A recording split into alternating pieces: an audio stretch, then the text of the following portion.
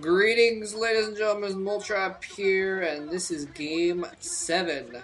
This might be referred to as the ace match, although it's not quite the same as an ace match. But anyways, it's kind of interesting. In a 7-game set, usually the teams are going to throw out their good players, earlier on in the set to try and take wins early on. Although for some reason, teams seem to be sitting in like a bad player first, maybe almost to gain position so that they can like gauge who to send out for the next one or whatever, and hope they pick off a win or something. Anyway, point being, this is like the least epic final match that we could possibly hope for. Shuttle, aka Yunjun, decent Protoss player. He's horrible against Terran. He's like 5-14 his total record against Terran. It's ridiculous. It's horrible. Canata is almost as horrible against Protoss. So this is both of their worst matchups. I think that maybe either Shuttle may have been practicing this map or something like that. That may be why they decided to send him in for this. I'm not exactly sure what the rationale was there. But maybe they were also just thinking like, oh, Canada's horrible against Protoss, so we'll just send in a Protoss, and maybe he won't be able to deal with it. So maybe that was their reasoning also. It's hard to say. I don't know. But anyway, they have sent in Yunjun, and, we'll see what happens. Now, part of the reason they may have done this also is this is Collosseum 2, and the statistics are pretty decently in favor of Protoss on this map. 21-16, so 50, well, actually, that's not really that significant. 56% in favor of Protoss. I don't know. Maybe they decided there was a slight advantage for Protoss. And, I don't know. Usually on this map, you see a lot of games where the Terran basically it comes down to this. This is what I'm expecting out of this game. The Terran gets their second base. The Protoss puts on early pressure. But it's hard to break the choke on this map, and so the Terran secures a second base, and then they slowly push out, and they'll get a third base, and then they'll just macro up of those 3 bases, and the Protoss can't get into their base because it's such an easy base to defend. So the Protoss ends up having to expand all over the place and just play a macro game, and basically what ends up happening is the Terran decides they have enough forces to move out, and they've got 3 bases, and they've been macroing out for a while. And there's the first 2 players in the match, Cal and Fantasy, they're talking about them, I guess. And then the Protoss has about 5 or 6 bases at this point, and then it comes down to the big battle. If either the Terran rolls over the Protoss army and then starts killing the Protoss expansions and takes another expansion for zone, or the Protoss stomps on the Terran army, and then the Terran's stuck in his base, and the Protoss out-macros him, and that's game that way. So it's usually what happens on this map. I hate to, try and oversimplify it, because I kind of don't like when sometimes people say, like, oh, this is always going to happen on this map. And, anything can happen in StarCraft. We could see some exciting stuff, but I'm just saying generally that is what happens, and that can be why it might favor Protoss a little bit, because it's so easy for the Terran. Basically, it's so easy for the Terran to take 3 bases that they get too comfortable with those 3 bases, and it's hard for them to move out once they have those 3 bases. Because once they do try and move out, there's a big open area in the middle of the map. It's hard to, it's easy to go around and flank the Terran army and that sort of thing. So that might be what's going on too. What the hell is Bunky doing? Bunky is on such crack today. I have no idea what he's trying to do there.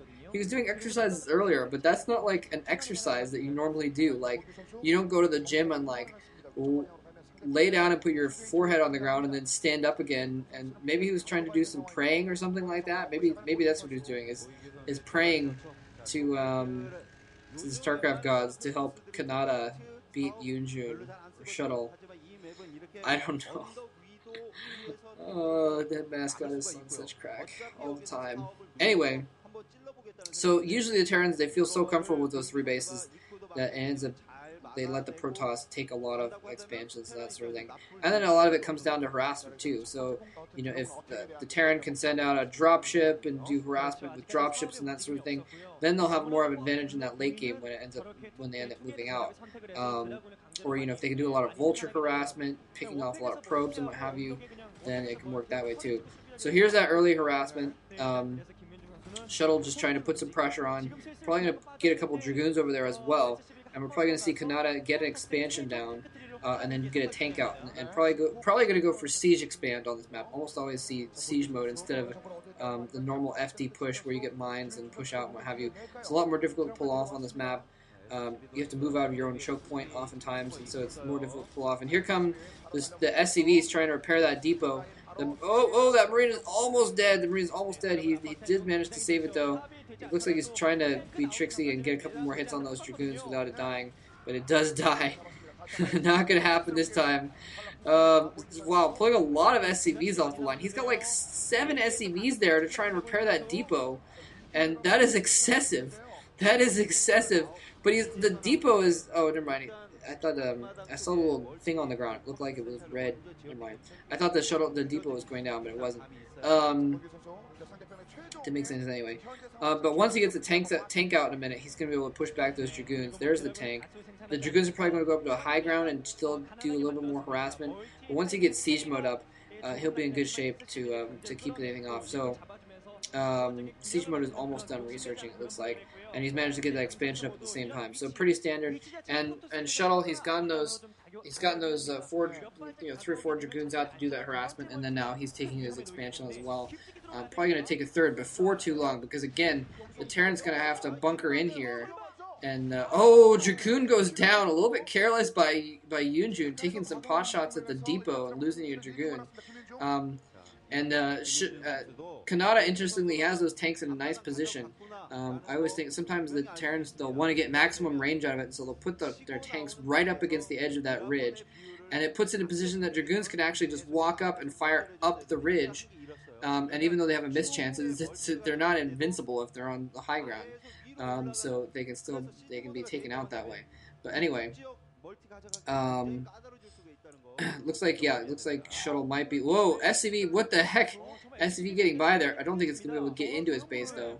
Yeah, it's gonna get picked off there before it gets in there. But those Dragoons just completely missed that SCV. Anyway, so Yunjun, Shuttle has his... Sorry, I keep switching back and forth. I'm not sure why. But Shuttle, I'll stick with Shuttle because it's Yunjun, Shuttle. Shuttle's a little bit quicker to say. I'll go with Shuttle. Shuttle's gotten his expansion up, and he's going for Robotech at this point, and so he's probably going to try and do some Reaver harass. Again, though, Kanata's going to have plenty of time to get some turrets up. In fact, I think I saw him getting an eBay a minute ago. I don't know. Oh, mine's going down just in time. Oh no, Dragoons! Oh my gosh, Dragoons on move. It looks like just completely. Oh, another mine goes off and kills the Dragoon. Oh man, Shuttle is being really careless this game. He's lost 3 Dragoons that he didn't need to at this point. He's going to have observers out before too long, so he's not going to try to die to too many more mines. But at this point, he's just, he's being a little bit careless. Now, 3 Dragoons aren't going to mean that much in the long run. But still, I mean, if he plays like that, then it's going to hurt him in the that's what it's going to hurt him in the long run. He's playing suck.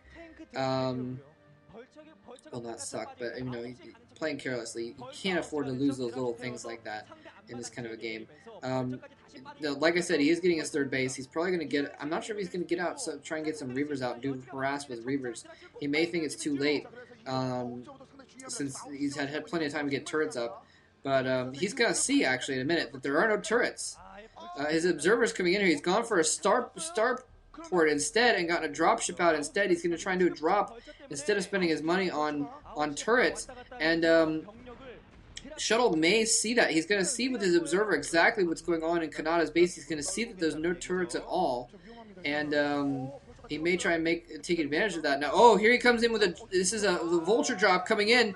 If he can do some damage, that would be very, very good. He's not pulling his probes quick enough. Finally pulls his probes. He's lost 3 probes, 4 probes, and mines being planted as well. So those Dragoons might even take some damage, but the vultures do go down. And again, taking a hit from that mine.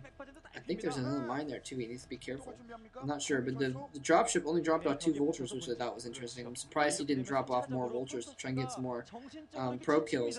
But he's gonna set up for that third base and then go in there. And actually, he may be able to sneak that dropship